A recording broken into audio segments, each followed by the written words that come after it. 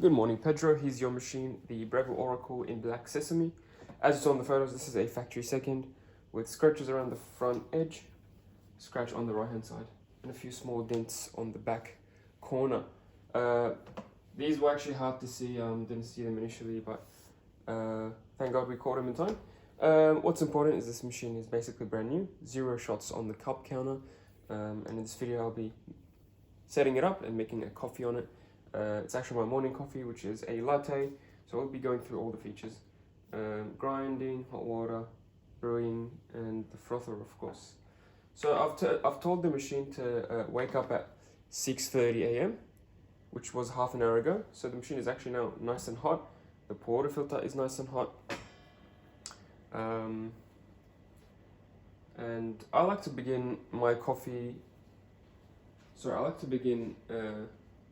the process with warming up the cup. So I would grab my cup, put it underneath. Once the machine is up to temperature, I'll run about 15 to 20 seconds of water to warm things up, mainly the cup actually, because the machine itself is now hot.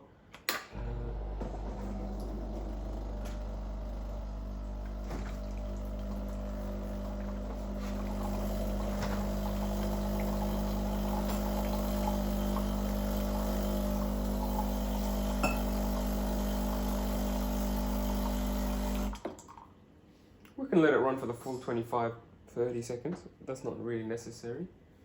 In this video, I'll be using my own portafilter, my own milk jug, so that we don't make your box wet with all the residual water. So I'll try to clean it up and dry it after this video, vacuum the bean hopper, etc. So yeah, we're minimizing the dirt, the cleaning up by using the portafilter and the jug. Of course, you get the normal portafilter, not the bottomless. This is actually mine. And you get the normal jug, not the one with the thermometer. Thermometer is not really necessary on this machine. You have the thermometer on the screen. Cool. Once your cup is nice and warmed up, grab your portafilter, take it out, and dry it thoroughly with a tissue. You want this to be dry for the grinder to work properly. So I'll be measuring the inputs and outputs for your curiosity. For an automatic machine like this, you don't have to measure the inputs and outputs, but I'm doing it just for, I guess, completeness. This is a double basket, the standard basket that your machine comes with. Your machine also comes with a single, but I wouldn't recommend using that because it's a bit more finicky. So we've got we've got Aldi medium beans. It's a relatively fresh bag, so I think we're gonna get a good shot today.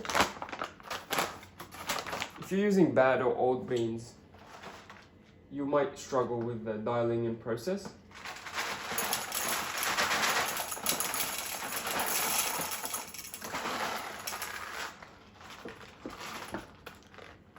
So we'll start grind size 25. Last night I had a look. 30 was too large, it was too big for the particles, and 20 exactly was too fine. So I think 25 should be a good place to start.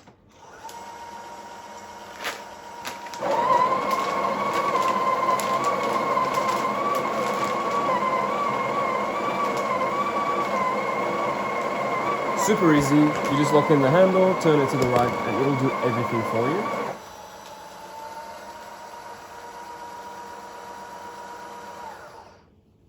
There we go. Nicely tamped coffee. Amazing. You may get loose coffee here and there, so like a few granules, you can just ignore them, or if they bother you can just flip it upside down. Don't knock it, otherwise your entire coffee puck might come out. What do we have? We have exactly 22 grams. So that means we'll be aiming for 44 grams. Why do I say that? A coffee recipe is a 2-to-1 ratio. For every gram of ground coffee you have in the handle, you want 2 grams coming out of the handle into the cup. So 22 times 2 is 44. So I'll be aiming for anything from 40 to 48. Anything between 40 to 50 actually should be fine. It's not a science at the end of the day. It's about what tastes good, and if more or less coffee tastes better for you, then I guess just follow that. A 2-to-1 ratio is just a guideline. Great. Gonna add some syrup to my coffee. If you like syrup or sugar or any flavoring, you should do it before brewing the coffee so that when the coffee comes into the cup, it mixes nicely.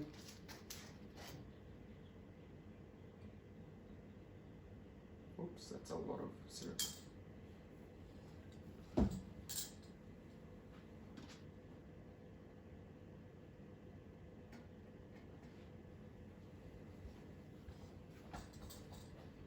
That's more like it.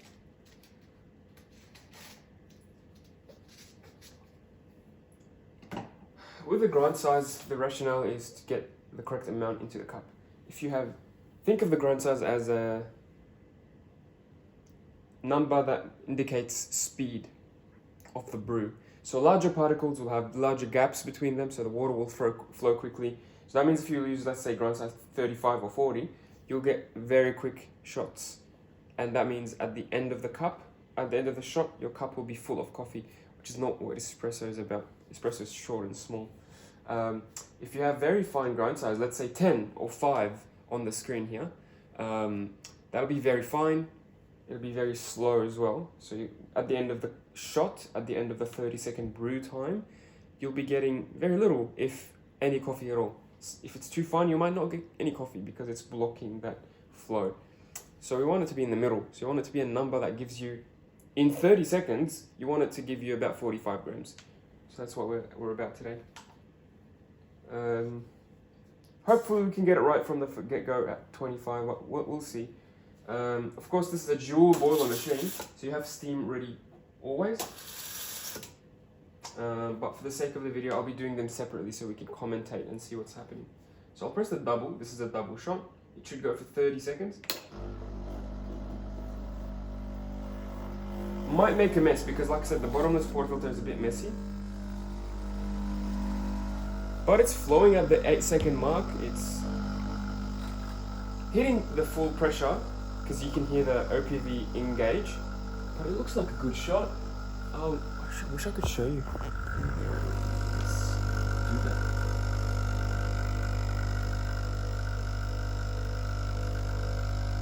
That looks really good. Maybe on the slower side because I don't think we got 45 grams. I could be wrong.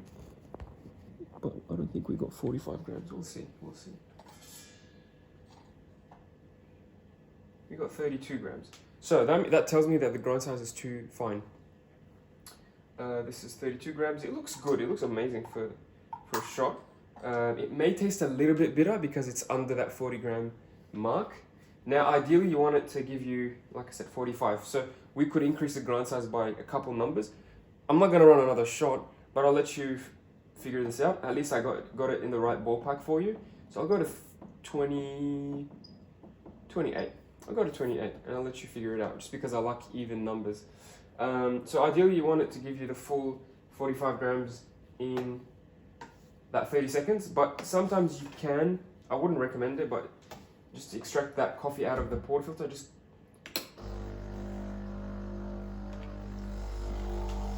extract it for a few more seconds. So that's going to give you more caffeine, possibly more flavor. So this is 42 grams. Great. This is what it looks like. Bring the phone here. Again, I'm sorry about the mess. I haven't cleaned it in a while.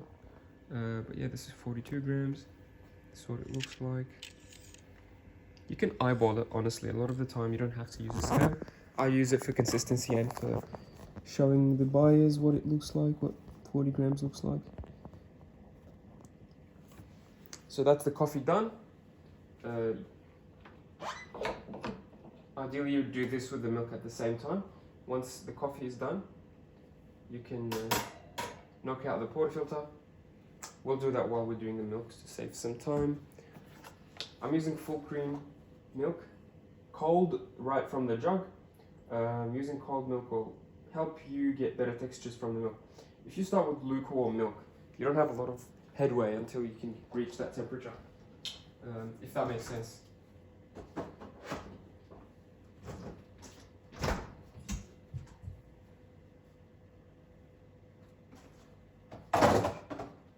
Okay. So next I'll be using the steamer at the automatic setting, on the automatic setting I guess. Using the default settings for a latte. So 50% froth, 60 degrees Celsius temperature. Before you froth, I would recommend you flush, just to get rid of that water and condensation inside. And then center the wand and press auto. It'll do everything automatically. The only thing you have to do is, after this is finished, you want to have a wet towel ready to wipe it off. In the meantime, I'll clean. There you go. And give it a flush.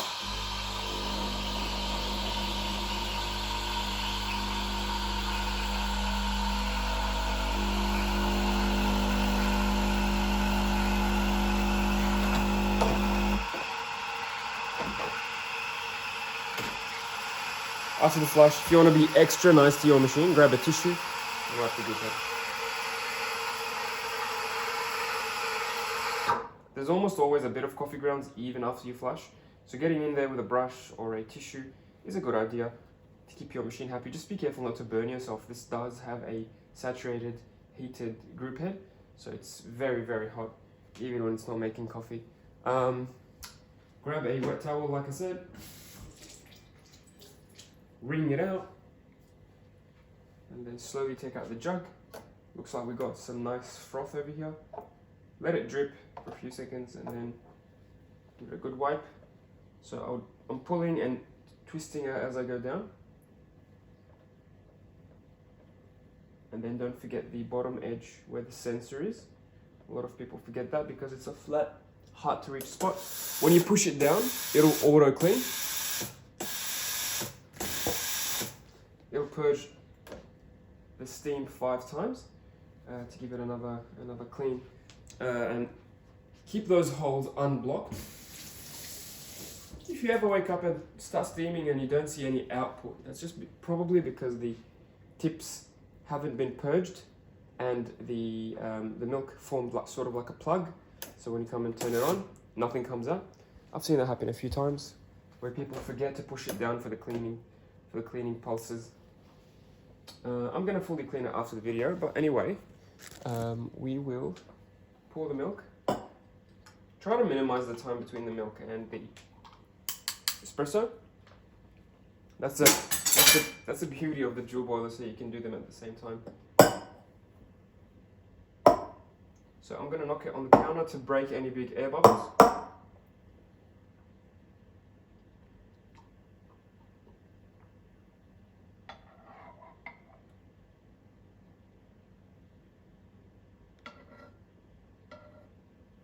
Okay, so this is appropriate for what we asked it to do.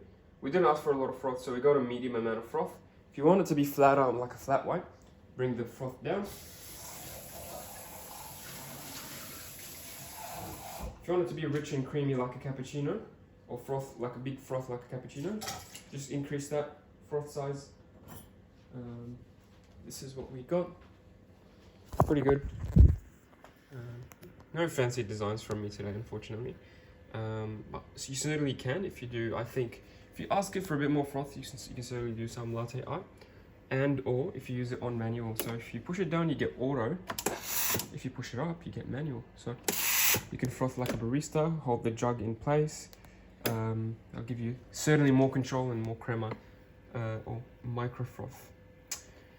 Cool. Thanks for watching. Hope you enjoy. If you have any questions or concerns, please don't hesitate, and I will package it up, clean it up, and hopefully you'll be enjoying it in a few days' time. Thanks again, Pedro.